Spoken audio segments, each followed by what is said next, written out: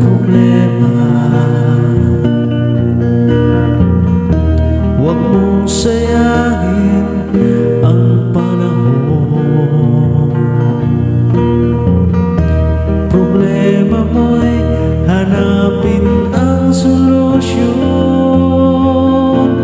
Si Jesus lamang makalulutas. Problema mo'y parang walang lunas. Maglilingkod ka lamang sa Kanya ng tapat.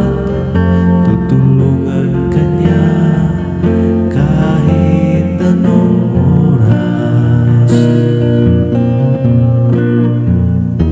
Huwag mong isipin ang iyong problema. Lalo kang mawalan ng pag-asa.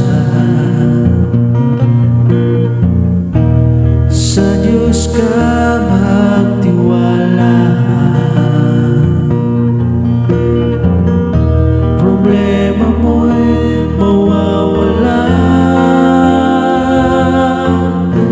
Si Jesus lamang makalulutas.